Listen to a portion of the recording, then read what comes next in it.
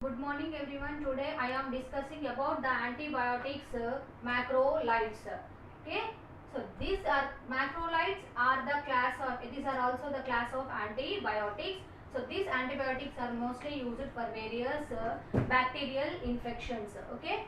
So macrolides, why we call it as macrolides means this group of antibiotic drugs, why we call it as macrolides means mainly these antibiotics either the erythromycin, roxithromycin, clarithromycin, azithromycin are consist of the lactone ring moiety. It consists of the lactone ring moiety with the sugar moieties. Okay, the structure of these macrolides consist of the lactone ring along with the sugar moiety and the ketone moieties. So the complete lactone ring along with the glycon and aglycon portions. Okay, so this lactone ring is the aglycon portion and the sugar, that is nothing but the glycon portion in between the ketone group. So the whole complete compound consists of the macrocyclic. It is in macrocyclic in nature, so then it is called as macrolides. So what are macrocyclic compounds or why these compounds are in macrocyclic nature? So generally macrocyclic means if any compound or the ion, it may consist of more than 12 rings. The structure of the compound, it consists of more than 12 rings, then it is called as macrocyclic structures. So the entire lactone ring, that is glycon, aglycon along with the ketone body with the macrocyclic in nature, then it is called as macrolides. So some of the examples comes under the macrolides are the erythromycin, roxithromycin, clarithromycin and azithromycin are some of the drugs which comes under the category of macrolides. Okay. Mostly these macrolides are used to treat the bacterial diseases, mainly to cure the cocci infections. Mainly to cure the cocci infections, that is nothing but the bacteria, that is streptococci, pneumococci and staphylococcus infections along and another pneumococcal infections and clostridial infections. Okay. So in first, the erythromycin is the first drug which comes under the category of macrolides. So this was first discovered or isolated from the bacteria, that is Streptomyces erythraeus in the year 1952. Okay, so this is the bacteria. So from this bacteria, erythromycin was isolated in the year 1952. So this bacteria was mainly present in the soil. This bacteria was mainly present in the soil. So these are called as, the comes under the category of actinomycetes. Okay, so erythromycin was isolated from the actinomycetes which are present in the soil. From that actinomycetes, the streptomyces is the bacteria present in the soil. From that streptomyces erythraeus in the year 1952, this erythromycin drug was isolated. So later on, this erythromycin, the mechanism of action of the erythromycin is to, it mainly acts against the gram-positive bacteria. So in this gram-positive bacteria, it is effective against the streptococci, pneumococci and the staphylococcus and clostridial infections, or used to treat some of the bacterial infections. The main mechanism of action of the any of the antibiotic. Okay, so any of the antibiotic, what is the action of antibiotic means, it mainly acts upon the cell membrane and it must reduces the protein synthesis. So like that only the erythromycin, whenever it acts upon specific bacterial or cell wall, it directly penetrates into the cell wall and it acts upon the ribosomes and it inhibits the protein synthesis. Okay, so mainly 50S ribosomes are involved in this inhibition. Okay, erythromycin binds to the 50S ribosome, in particular it binds to the 50S ribosomes. Okay, so in the 50S ribosomes, the erythromycin inhibits the translation process, nothing but inhibition of the protein synthesis. So in this mechanism, what happens means, this is the ribosomes. The ribosomes are mainly present in the bacterial cells. So in the bacterial cells, the ribosome consists of 3 sites. One is A site, another one is P site, another one is E site. Okay. So the structure of the ribosome have three sites. One is for A site. So this A site is for the attachment of amino acyl tRNA, trans RNA. So amino acyl tRNAs means, so these are the peptide chains or the amino acids. These are the peptide chains or the amino acids. So these amino acids, it binds to the amine site of the ribosome, and E site is exit for the amino acids, and P site is a peptidyl sites. Okay, so A site, P site and the E site. This is the common structure of the ribosome. So how this amino acid get binds to the ribosome means, during the process of transcription, this amino acyl tRNA, it binds to the A site of the ribosome in general conditions. Next, after binding of this A acyl tRNA at the A site, and it translocates at the A site, already the amino acid tRNA is binded during the transcription processes. Okay, so this A site gets initiated, and this amino acid tRNA gets translocates into the peptidyl sites. Okay, first in the initial stages, AA tRNA binds to the A site of the ribosome, and this A site can be stimulated or initiated. Next, from that A site, the AA tRNA again binds to the, or it translocates AA tRNA into the P site. So here, for this is the first site. A site is the first site for AA tRNA, and P site is the, that is nothing but peptidyl site. So this peptidyl site is the second site for the attachment of the amino acid, that is A acyl tRNA. Okay.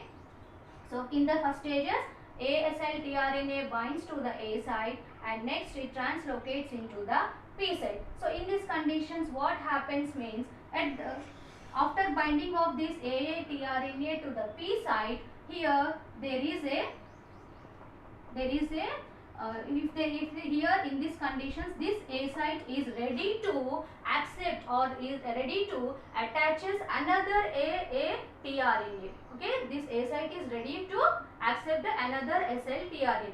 First, in the first condition, this translocates into the P site. After that, here what happens means, this A site is ready to, here there is no AA tRNA in particular condition. So what happens means, this A site is ready to accept another AA tRNA at the A site. Okay, so whenever the drug enters into the cell membrane or at the cells, so when we are giving this erythromycin to the particular cells, so here what happens means, erythromycin inhibits the attachment of another, that is or newly formed AA tRNA to the A site. Got it? So in the initial conditions, what happens? So ribosomes have A site, P site and the E site. So first, in the first stage or in the first step, AA tRNA binds to the A site, and then during the transcription process, it translocates into the P site. After binding of the AA tRNA to the P site, this A site is ready to accept the newly formed AA tRNA.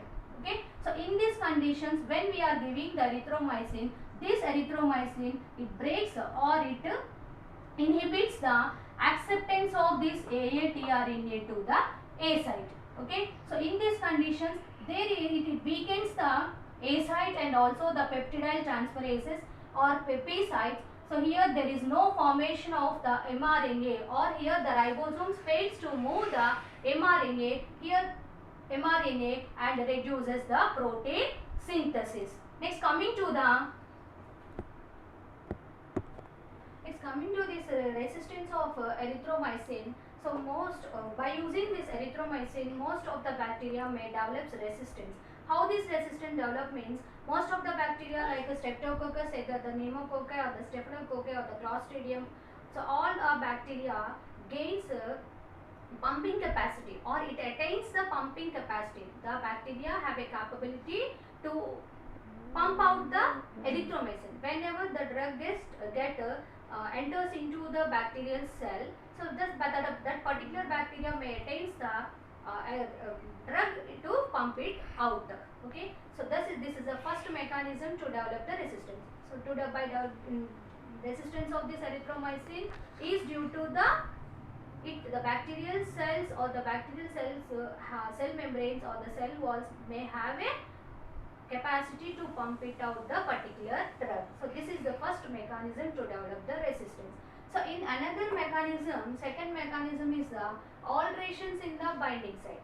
In the first step is the it has attains a capability to pump it out, and in the second mechanism, alterations in the binding site of the ribosomes or the cell membrane by the plasmid methyl transferase enzymes. Okay, first step is the bacteria attains a capacity to pump it out, and in the second mechanism, the bacterial cell mainly at the ribosomes, here there is alterations in the binding site of the ribosomes by plasmid methyl transferases. If here the plasmid methyl transferases interfere with the binding action or the binding capacity of the erythromycin, it disturbs or it breaks the binding capacity of the erythromycin into the particular ribosomes. Okay. Next, another mechanism is to change in the 50S ribosomes. Here the complete change in the 50S ribosomes. If the 50S ribosomes are not present inside the cells, there is no attachment or there is no penetration of the erythromycin or there is no binding capacity of the erythromycin to the particular 50S ribosome. If there is no binding of the 50S ribosome, erythromycin to the 50S ribosome, here there is no inhibition of the protein synthesis. Thus in turn also it develops the resistance to erythromycin. Here in these conditions the resistance to erythromycin is by three different mechanisms. One is by the bacterial cells may develop or it attains to pump it out the specific drug, and in the second mechanism there is alteration in the binding sites of the particular cells or at the particular ribosomes. Another one is the mutations, changes in the mutations or complete changes in the 50S ribosomes. Okay, so this is about the resistance of erythromycin, and coming to the broad spectrum or antibacterial spectrum of the erythromycin is it mainly acts against the staphylococci, pneumococci as well as the clostridial and in gonorrhea conditions as well as in the syphilis conditions. Next, pharmacokinetics. The pharmacokinetics means it is less oral absorption and it is acid liable. So erythromycin is acid liable. So when we are giving the erythromycin to the patient, so we must suggest the erythromycin is in the form of enteric coated tablets. Why we are giving in the enteric coated tablets means this enteric coated tablets prevents the absorption or it damages the drug in the acid environment. Okay, so you should not give the erythromycin directly into the GI route without enteric coated tablet. Next, it also decreases the absorption when we are taking the food. During the food delays the absorption of the drug.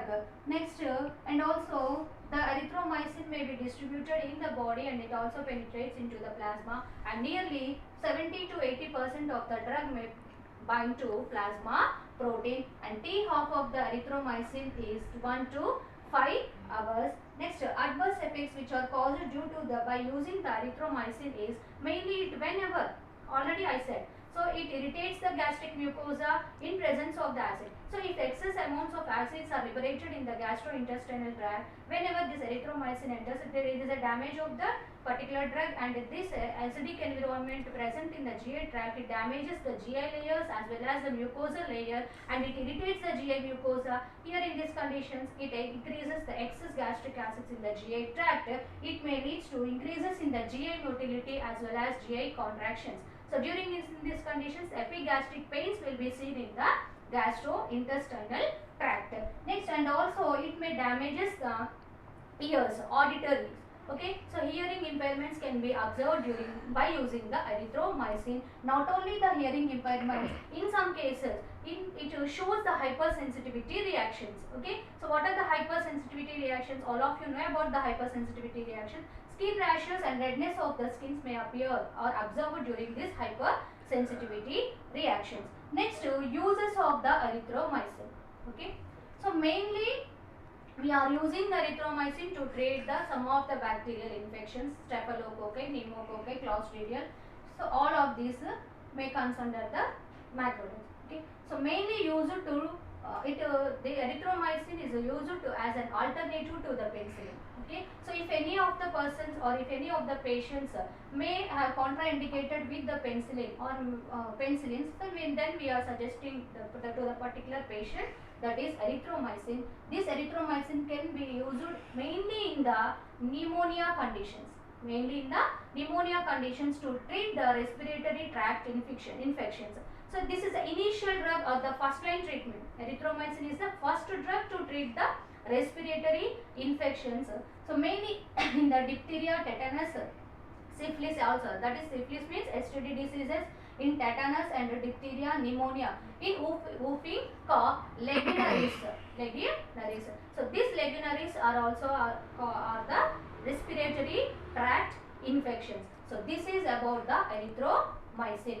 So the main mechanism of erythromycin is to inhibit the bacterial protein synthesis at the binding sites A and P, mainly used in the diphtheria, whooping cough and legionnaires, and in the pneumonia conditions. It's coming to the Start. Next, coming to this roxithromycin. Roxithromycin, clarithromycin and azithromycin are also comes under the category of the macrolides. So these the mechanism action, adverse effects and drug interactions are mostly similar to the erythromycin. So this roxithromycin can be treated mostly to treat the vaginal infections, that is urinary tract, to treat the vaginal infections and urinary tract infections and in Catarrhalis conditions. Okay, and the T half of the roxithromycin is to nearly 12 hours. Okay, and nearly 70% to 80% of the drug may bound to plasma proteins, and drug interactions of this roxithromycin is terfenadine and cisapride. So the mechanism action is similar to the erythromycin. Next, coming to this clarithromycin. This clarithromycin is mainly used to treat the bacterial infections, that is mainly in the treatment of mycobacterial infections. That is mycobacterium, mainly in the Mycobacterium leprae and Mycobacterium oviavium, and some of the species of Helicobacter pylori. Next, and the T half of the clarithromycin is 3 to 6 hours, and the mechanism of action of the clarithromycin is similar to the erythromycin and mainly used to treat the lower and upper respiratory tract infections in the influenza conditions. Next, azithromycin.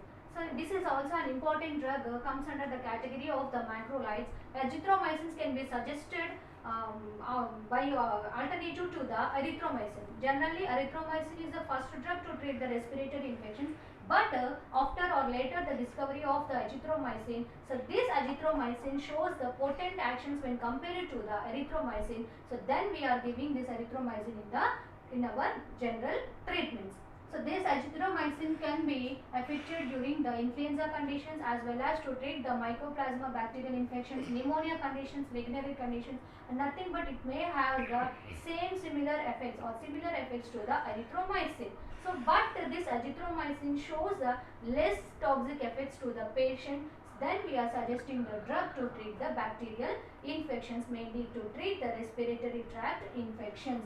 And the T half of the azithromycin is greater than 50 hours, and the bioavailability or the it may bounce to nearly 60%, may bounce to 60 to 70% may bounce to the plasma protein, and the drug interactions of this azithromycin is similar to that of erythromycin, and azithromycin is now preferred to give the drug in the respiratory tract infections. So this is about the macrolides. So what are macrolides? So macrolides are the antibiotics. These are comes under the class of antibiotics. Why we are calling these are macrolides means this consists of the macrocyclic lactone ring. Macrocyclic lactone ring means that compounds consist of more than 12 rings. They are called as macrocyclic.